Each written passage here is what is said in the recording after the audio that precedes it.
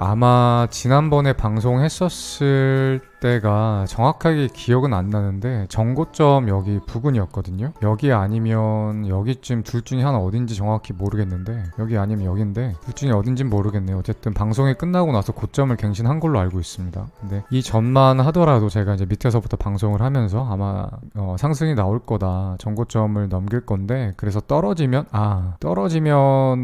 지난번 여기서 했나 보다.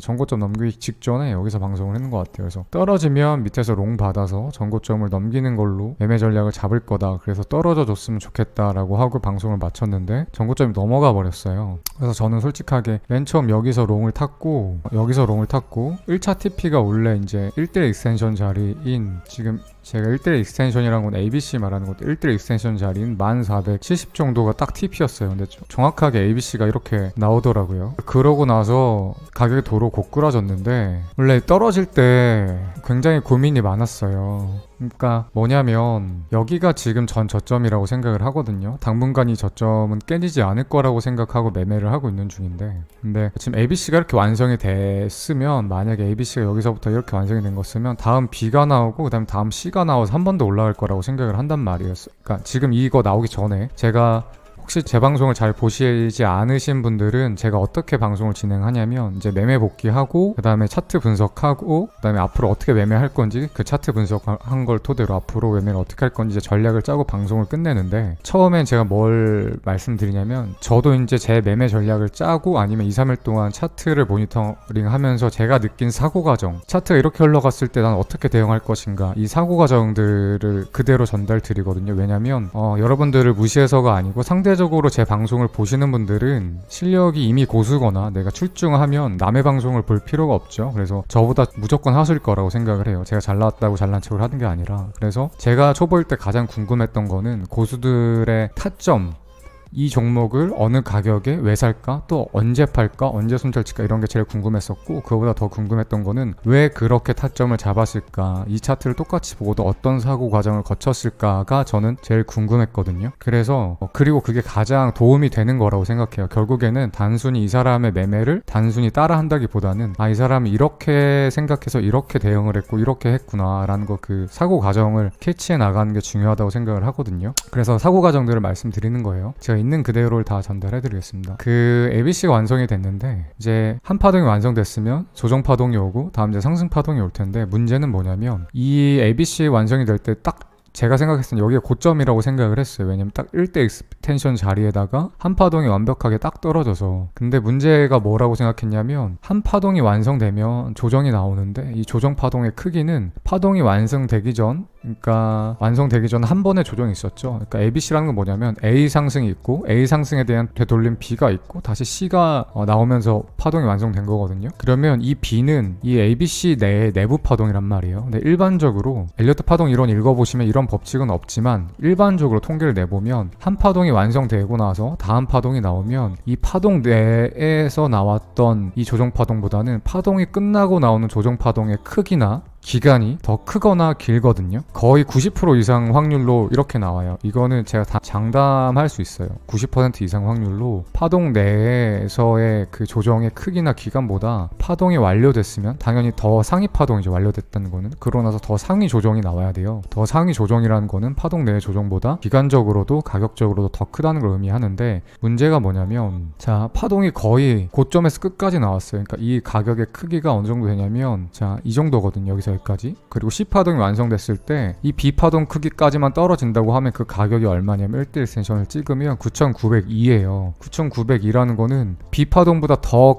이 B파동보다 더 크게 되돌린 것도 아니고 그냥 딱 1대1 익스텐션 자리. 근데 이거보다 더 크게 나와야 된다고 했죠. 살짝 더. 그럼 이걸 깨고 내려오면 거의 또 더블 바텀을 간단 말이에요. 과연 이게 흔치 않은 이런 식으로 이렇게 나올 것인가, 과연 파동이 이런 모양이 나올 것인가가 되게 의문스럽더라고요. 그래서 떨어질 때 롱을 고점을 잡아야 되는데 결국에는 이 B파동보다 더 큰 파동이 나와야 되니까 이 한참 아래서 잡아야겠구나. 적어도 9,900 초반이나 9,800 후반에서 잡아야겠구나 라는 생각이 있어서 매매를 안 하고 있었어요. 마침 이제 유튜브도 시작해가지고 쉬지도 못했고 스트레스도 좀 심했는데 이참에 차라리 좀 차분히 기다리자는 생각으로 밑에서 이제 입을 벌리고 있었는데 제 예측이 틀렸죠. 조정을 봤더니 한 번 더 레그업을 했어요. 그래서 이때 되게 헷갈렸거든요. 이때 떨어지면 롱 받아야겠다는 생각을 하긴 했는데 과연 이 자리를 줄까?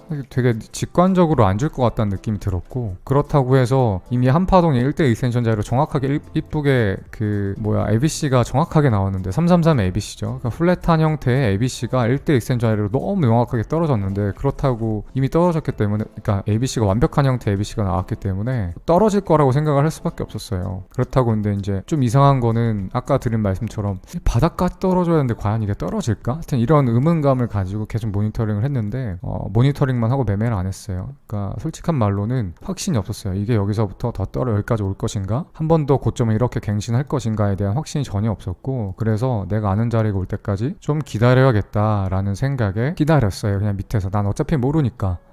그런 생각을 갖고 있었는데 한 번 더 조정을 주더니 올라가더라고요. 그래서 결국에는 ABC가 나온 게 아니고 ABCDE가 나온 것 같아요.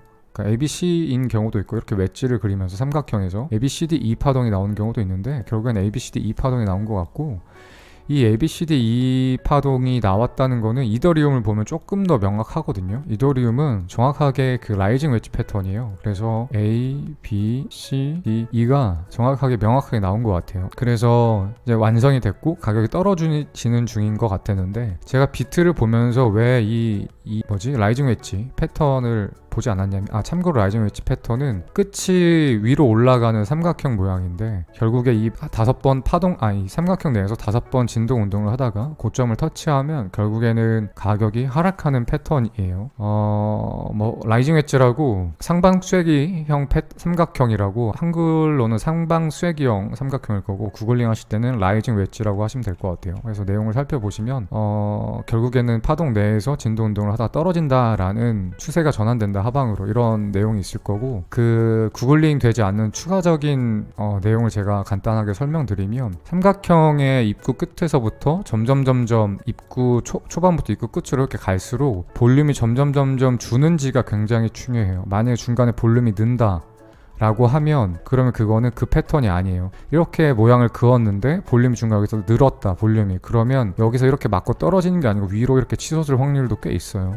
그러니까 거기에는 이걸 라이징 웨지, 만약에 볼륨이 일반적으로 입구 끝에서부터 입구 처음부터 끝까지 쭉 해서 디클라인 하는 모양이 나오지 않는다라고 하면은, 그러면 라이징 웨지가 아니겠구나 라는 걸 의심을 해보셔야 돼요. 그리고 이더리움도 보면 마찬가지로 볼륨이 입구 초반부터 끝까지 갈수록 일정하게 디클라인 되는 경향이 있죠. 그래서 라이징 웨지로 볼 수 있는데, 어쨌든 이더리움을 보면 좀 더 명확하죠. 근데 제가 한 가지 헷갈렸던 거는, 보통은 비트코인이건 이더리움이건 걸 떠나서 라이징 웨지 패턴이 나오면 끝에 이 C파동하고 E파동에서 그 하락 다이버넌스가 일반적으로 형성이 되거든요. 근데 하락 다이버넌스가 형성이 안 됐어요.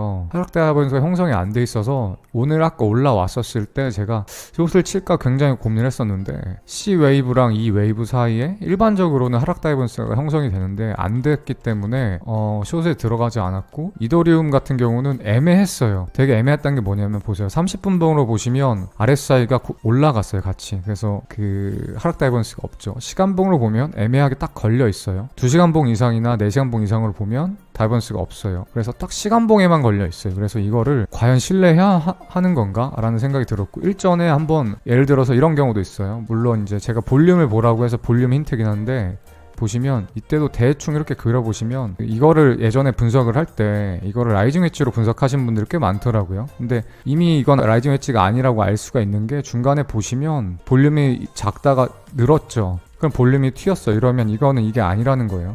그렇기도 하고, 그냥 해서 모양만 보시면 안 된다는 거. 볼륨을 보시고 그 다음에 저는 볼륨만 보는 게 아니라 포지션까지 들어갈 거면 그럴 거면 저는 그 하락 다이번스를 보거든요. 근데 하락 다이번스가 없었어요. 그래서 지금은 ABCD 웨이브가 완성됐고 가격이 떨어지고 있는 중인데 이더리움을 보나 아니면 비트코인을 보나 지금은 하방 임펄스가 진행 중인 걸로 보여요. 그 말은 임펄스가 완성이 되면 조정이 왔다가 한 번 더 떨어진다는 거예요. 그쵸? 그래서 지금 제가 마이너한 파동 카운팅을 해보면 여기가 1, 2, 3, 4, 5 여기가 3파동 같아요. 1, 2, 3, 4 5파 3의 5파가 연장됐어요. 1, 2, 3, 4, 5인 거고 만약에 1, 2, 3 이 상태로 고점을 넘기지 못하고 하락한다고 하면 임펄스가 어떻게 완성되는 거냐면 1, 2, 3, 4, 5거든요. 이 말은 뭐냐면 반등이 어디까지 올지 모르겠으나 382까지 올지 618까지 올지 0.5까지 올지 모르겠지만 반등 이후에 재차 하락한다는 거예요. 그래서 만약에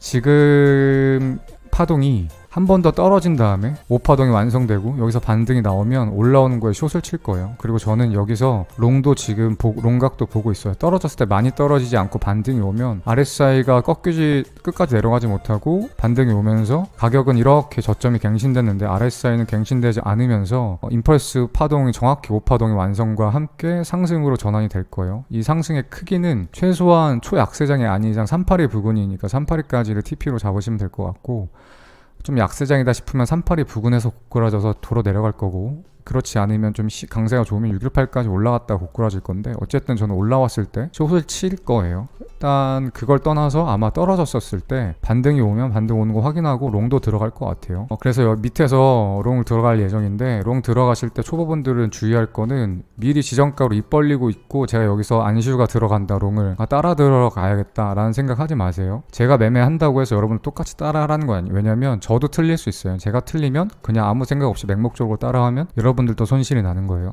명심하세요. 저란 사람이 여러분들의 손실을 절대 책임져 주지 않아요. 자신 없어서 하는 소리가 아니고 초보분들 맹목적으로 따라하는 건 제가 원치 않기 때문에 어쨌든 그렇고 그래서 저 같은 경우는 확인 매매를 하긴 할 건데 여기서 떨어졌다가 반등이 이렇게 나오면 반등 나온 거 보고 들어가면 돼요. 그러면 상승 다이버넌스가 컨펌이 되는 거니까. 근데 그래서 내가 만약에 여기서 롱을 탔는데 도로 고꾸라진다 하면 이전 전저 여기였죠. 만약 여기라고 하면 여기 손절 나갈 거예요. 아마 그런 식으로 매매를 할 거고 근데 제 생각에는 아마 분명히 반등 올 거예요. 여기에서 크게 패닉셀이 나올 자리도 아니고 여기가 바닥이었으면 패닉셀이 나올 수도 있죠. 겁에 질려서. 근데 여기는 아직 매물대 상당 구간이라 패닉셀 나올 자리도 아니어서 어쨌든 여기서 저점이 갱신 안 되고 한 번 더 올라갈 수도 있지만 3파동의 크기는 일반적으로 제가 3파를 여기서부터 여기까지로 봤죠. 3파동이 끝나고 나서 일반적으로 4파동의 조정의 크기는 3파동의 382까지거든요. 그래서 만약에 이런 식으로 반등이 나온다 해도 상관이 없어요. 그리고 꺾이면 완벽하게 1, 2, 3, 4, 5 임펄스 파동이 완성되는 거예요. 그렇지 않고 만약에 반등이 나오는데 38을 넘겨서 0.5 구간까지 간다 이러면 의심을 해봐야 돼요.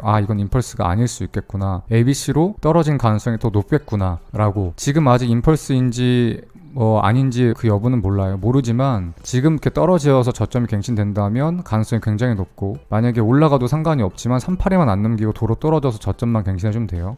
어쨌든 그렇고 이더리움은 이미 다음 파동이 나온 것 같고 비트가 이더리움 따라서 내려갈 것 같긴 한데 좀 지켜보시죠. 그래서 저는 앞으로 이제 어떻게 매매할 거냐면 떨어지면 롱을 받을 건데 이거는 대응 안 되시는 초보분들은 따라 안 하시길 바라겠고 제 생각에 지금 ABCD 이 웨지가 나와서 조금 걱정되는 거는 그러니까 제가 전에 분석한 게 맞았다라고 하면 고점부터 여기까지가 A파동 여기서부터 여기까지가 B파동 그리고 C파동이 여기까지로 이미 완성이 된 거고 반등이 나오는 건데 반등이 여기서부터 여기까지라고 보기엔 너무 작아요. 그래서 제가 지금 예측하고 있는 거는 임펄스가 나왔는데 그래서 완료가 되고 반등이 오고 하방 임펄스가 5파로 그려지지 않고 왠지 제 생각에는 ABC로 나오지 않을까? 그 다음에 또 반등이 오다가 또 임펄스가 나와서 535 ABC가 이런 식으로 나오지 않을까? 그리고 이런 식으로 더블 바텀 식으로 해서 이렇게 올라가지 않을까? 라고 예측을 하고 있어요. 물론 이렇게 예측을 했는데 여기서 임펄스가 완성이 되고 반등 오고 임펄스가 또 나와서 완성이 됐는데 한 파동에 더 내려간다. 이래서 1, 2, 3, 4, 5 이렇게 나온다. 그러면 저점을 깨지 않고 반등이 오더라도 뭐예요? 하방 임펄스가 나왔으니까 반등 왔다 또 내려가겠다는 거. 이렇게 되면 저점에 무조건 갱신되는 무빙이거든요. 있거든요. 그래서 이 임펄스가 지금 첫 파동이 완성될 가능성이 높은데 과연 첫 파동 완성되고 나서 조정 온 다음에 다음 파동이 한 파동만 나와서 A, B, C가 나오고 반등이 나오느냐 아니면 임펄스가 나오고 반등이 나오느냐가 굉장히 중요해요. 이 여부가 여기서부터 나온 파동이 임펄스가 한 파동이 큰 파동이 완성되느냐 아니면 A, B, C가 나오냐가 전저점을 깨냐 전저점을 깨지 못하고 다시 상방을 가느냐를 알 수 있는 그 포인트거든요.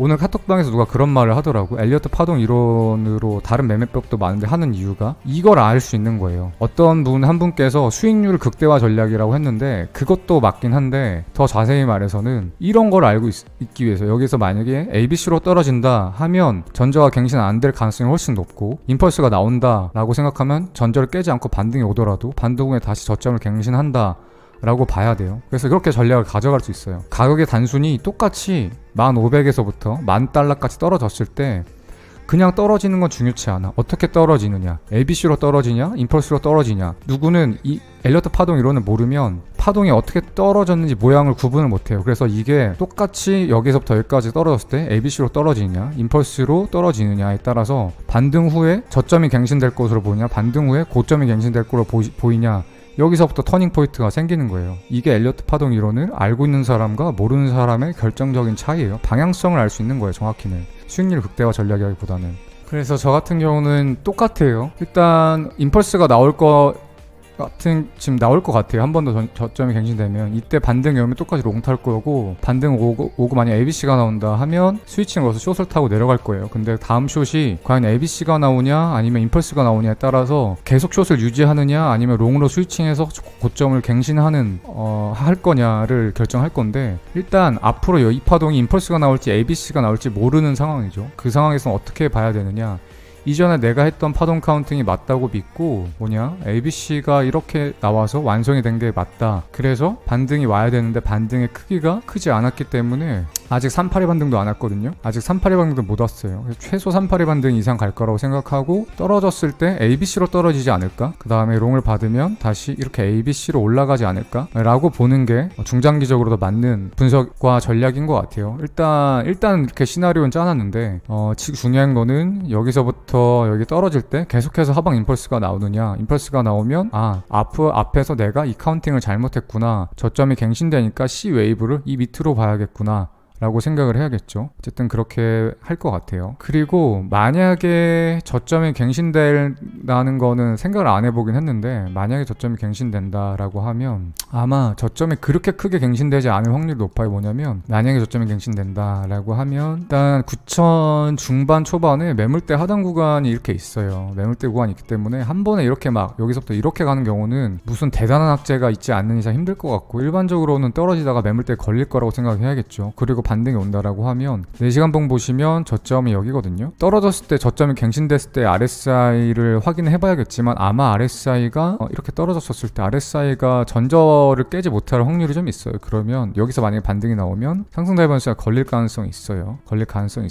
이때 이 상승 다이버스가 나오면 추세가 다시 상방으로 전환되겠죠. 근데 이 상승 다이버스가 나올지 안 나올지는 이때 하락폭이 얼마나 클지 적을지에 따라 달라요. 저점을 갱신했으나 하락폭이 크지 않으면 RSI가 많이 못 내려가기 때문에 상승 다이버스가 걸리면서 추세 전환될 확률이 높고 그렇지 않고 여기서 폭락이 나와서 9,000 초반대까지 밀린다라고 하면 아마 제 생각인데 RSI가 끝까지 밀려가지고 RSI가 20 초반까지 밀리면 상승 다이버스 보기 힘들거든요. 그래서 아마 9,000 초반까지 가면 안 나올 것 같긴 한데 저도 그때는 봐야 알아요. 그러니까 저점을 갱신했을 때 반등 나온 자리가 RSI가 과연 얼마에서 반등이 나오는지를 보고 상승 다이버스가 나오는구나 추세가 전환되겠구나 라는 걸 이때 가서 판단할 것 같고 만약에 이런 식으로 파동이 나온다라고 하면 결국에는 1, 2, 3, 4, 5로 밖에 볼 수 없어요. 그래서 임펄스가 완성됐고 조정 파동이 나온 다음에 재차 하락을 이런 식으로 할 거다 라고 생각하는 게 올바른 분석입니다. 그래서 만약에 지금 떨어지는 무빙에 저점이 갱신된다라고 하면 저점이 갱신됐으나 반등이 온다라고 하면 임펄스가 1,